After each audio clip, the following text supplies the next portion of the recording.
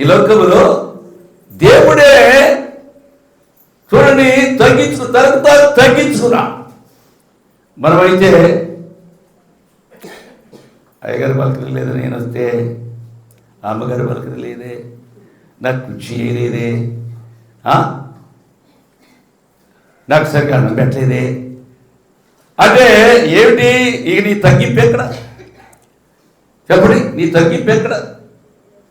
కాబట్టి తగ్గించుకున్నటువంటి అర్థం ఏంటంటే మన జీవితంలో మనము చేసేటటువంటి యొక్క ప్రార్థనా స్థితిని బట్టి మనము ఎప్పుడు కూడా హెచ్చు కోరుకోకూడదు. ఎప్పుడు కూడా మనము హెచ్చుగా జీవించాలి. ఈ లోకంలో మెప్పులు పొందుకోవాలి కదా, ఈ లోకంలో మెప్పులు పొందుకోవాలి.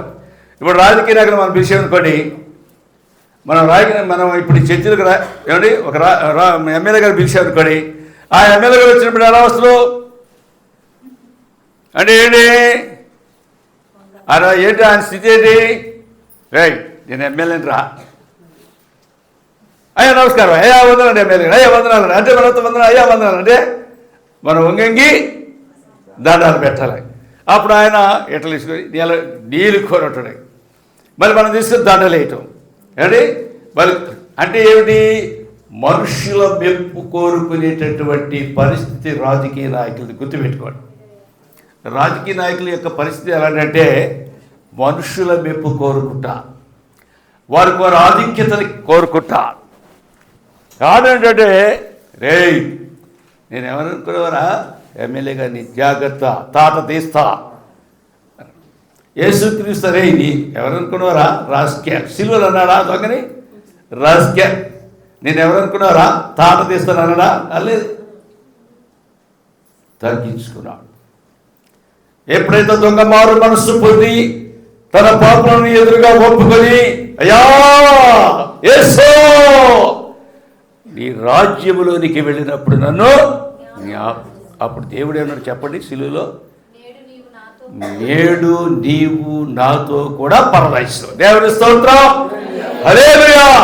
సిలువలో యేసుక్రీస్తు దొంగకి ఏమిచ్చాడు చెప్పండి? ఏమిచ్చాడమ్మా? సిలువలో యేసుక్రీస్తు దొంగకి ఏమిచ్చాడు? తాను తగ్గించుకున్నటువంటి తన పాప క్షమాపణని ఎవరి కోరుకున్నటువంటి ఆ దొంగకి దేవుడు సిలువలో ఏమిచ్చాడు? నేడు నీవు నాతో, నేను ఎక్కడుంటాను అది పరలోకములో. అందుకని యేసుక్రీస్తు కూడా తన బోధలో ఏమంటాడంటే యోహాను సువార్త 14:6 నేనే మార్గమును, నేనే సత్యమును, నేనే జీవమునై ఉన్నాను, నా ద్వారా తప్ప తండ్రి వద్దకు ఎవడు రాడు. ప్రేమ అదే స్థితిలో యేసుక్రీస్తు నేను 4 మాటలు చెప్పి ముగిచ్చేస్తాను. ఆయన పుట్టుకలో ఎందుకు వచ్చాడు అనేటువంటి విషయాన్ని క్లుప్తంగా 4 మాటలు చెప్పి ముగిస్తాను. ఎందుకంటే మరి యేసుక్రీస్తు యొక్క జన్మదినం అనేటువంటి విషయాన్ని వివరించాలంటే చాలా టైం పడుతుంది, కనీసం మినిమం 1 గంట ఏదైనా. అందుకని నేను సింపుల్గా 4 మాటలు చెప్పి ముగిస్తాను. చూడండి, యోహాను సువార్త 3వ అధ్యాయం 11వ వచనములో ఆ వెలుగు ఇదే, ఆ తీర్పు ఇదే. ఏమంటే లోకముకి ఏమో చెప్పండి, లోకములోనికి వెలుగు వచ్చాను, కానీ మనుష్యులు ఆ వెలుగుని గ్రహింపగా. ఎందుకు గ్రహింపలేదు చెప్పండి? చూడండి, వెలుగు దేవుడు వెలుగైనా ఆది యందు వాక్యము ఉండెను, వాక్యము దేవుని యందు ఉండెను, వాక్యము దేవుడై ఉండెను, ఆయనలో జీవం ఉండెను, ఆ జీవం ఏమైందో చెప్పడం మనకి వెలుగై ఉంది. కనుక వెలుగైనటువంటి దేవునిని ఏ రీతిగా వచ్చాడు అక్కడ చెబుతున్నాడు అక్కడ యోహాను గారు. ఏమని? ఆ వెలుగు లోకములోనికి వచ్చిందంటే యేసుక్రీస్తు లోకానికి వచ్చాడు. వచ్చినప్పుడు తమ క్రియలు చెడ్డవి అయినందున, తమ క్రియలు చెడ్డబెట్టే మనం జీవించేటటువంటి విధానం చెడు విధానము కనుక మనము దేవుని యొద్దకి రాలేకపోతారని ఆయన వెలుగుగా లోకానికి వచ్చాడు. ఎందుకని? నిన్ను నన్ను వెలిగించాలని. ఆయన బిడ్డలుగా ఆయన మలుసుకోవాలి. నేను వెలుగై ఉన్నాను కదా, మీరు కూడా వెలుగు సంబంధంగా జీవించాలనేటువంటి రీతిలో వస్తే మన పాపములను బట్టి మనం ఆ వెలుగుని అంటే దేవుని తృణీకరిస్తున్నాం. ప్రేమ రెండవదిగా చూస్తే చూడండి, 1 యోహాను పత్రిక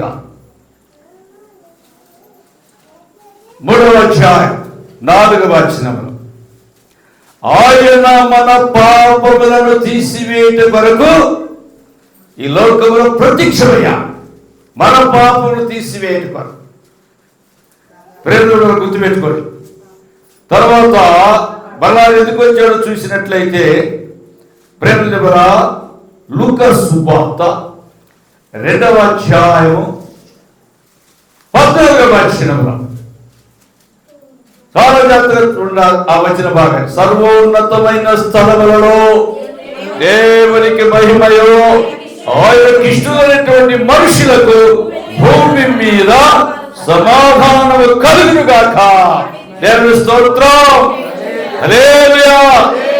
ఆయనకి ఇష్టమైనటువంటి మనుషులకి భూమి మీద సమాధానాన్ని అనుగ్రహించుటకు ఆయన ఈ లోకానికి వచ్చాడని. అంటే సమాధానం లేనటువంటి కుటుంబాలలో, సమాధానం లేనటువంటి జీవితాలలో ప్రేమ వల్ల ఆ సమాధానాన్ని అనుగ్రహించడం కొరకు సమాధానకర్తగా ఈ లోకానికి వచ్చా. ప్రేమలో గుర్తుపెట్టుకోండి, ఆయన పశువుల తొట్టెలో పొరబెట్టినప్పుడు జరిగిన సన్నివేశం ఏంటంటే, పరలోకం నుండి దేవదూతలు దిగివచ్చారు. అంటే దేవదూతల సమూహం దిగివచ్చి ఆయన్ని స్తుతిస్తున్నా, ఆయన ఆరాధిస్తున్నా. ఏది? ఆ బాలుడైనటువంటి యేసుని ఆరాధిస్తున్నా. ఏమని ఆరాధిస్తున్నా? సర్వోన్నతమైనటువంటి స్థలములలో అయ్యా నీకు మహిమ, నీవు దేవుడివి, ఉన్నతమైనటువంటి స్థలాలలో నీవు మహిమ కలిగినటువంటి దేవుడివి ఆయన అంటూ మళ్ళీ ఏమన్నా తెలుసా? ఆయనకిష్టులైనటువంటి మనుషులకు భూమి మీద సమాధానము.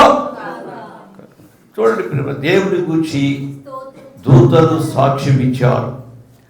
ఆ సాక్ష్యం ఏమిటంటే మనకు సమాధానాన్ని అనుగ్రహించడం. తర్వాత చివరిగా ఒక మాట చెప్పి ముగిస్తా. చూడండి, యోహాను సువార్త 3వ అధ్యాయం 16వ వచనములో, దేవుడు లోకమును ఎంతో ప్రేమించెను కాగా తన అద్వితీయ కుమారుని యందు విశ్వాసముతున్నటువంటి వాడు నశింపక నిత్య జీవమును పొందుకున్నకు దేవుడు ఆయన మనకి నిత్య జీవాన్ని ఇచ్చడానికి వచ్చాడు. మా దేవుడు మనకి పరలోకాన్ని ఇచ్చుడుగా దేవుడు ఇచ్చాడు కనుక అందుకనే దేవుడు ఈరోజు ఈ పండగ, ఈ పర్వదిన, ఆయన పుట్టినటువంటి ఈ పండుగ దినాలు మనం ఆచరిస్తున్నాం. చూడండి, దేవుడు పుట్టాడని సంబరపడటం కాదు, కానీ దేవుడు పుట్టాడని మన ఇల్లు శుభ్రపరచడం కాదు, కానీ దేవుడు పుట్టాడని కొత్త బట్టలు కుట్టుకుని ధరించి ఏదో సంతోషించడం కాదు, కానీ ఆయన ఏ రీతిగా అయితే భూమి మీద నీ కొరకు నా కొరకు మనకు శుద్ధి చేయడం కొరకు, సమాధానం అనుగ్రహించడం కొరకు, మన పాపాలు క్షమించడం కొరకు ఏ రీతిగా అయితే లోకానికి వచ్చాడో ఆయన సంతోషపడాలి అంటే ఆయన మనలో జన్మించాలి. గుర్తుపెట్టుకోండి, యేసు పశువుల తొట్టిలో పరుండబెట్టాడు. ఎందుకు? కారణం ఏంటి?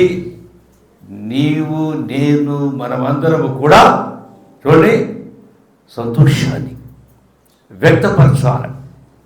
అందుకని మనం ఈ పర్వదినాలలో క్రీస్తుని ఆరాధించేటటువంటి స్థితిని కలిగి ఉండాలి. అయ్యా, నీవు పుట్టినది నా కోసమే కదా అని నీవు ఆ యేసు యొద్ద మోకరిల్లి ప్రార్థిస్తే ఆయన నీ పాపాలు క్షమిస్తాడు. ఆయన నిన్ను వెలుగులోనికి నడిపిస్తాడు, తన రాజ్య నివాసులుగా చేసుకుంటాడు. గుర్తుపెట్టుకోండి. ఇలా ప్రార్థన చేసుకుందాం.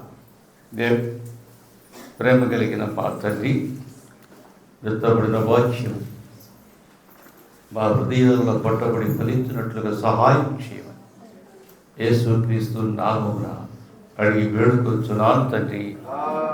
ఆమేన్. ఆమేన్. దేవునికి స్తోత్రం. హల్లెలూయా.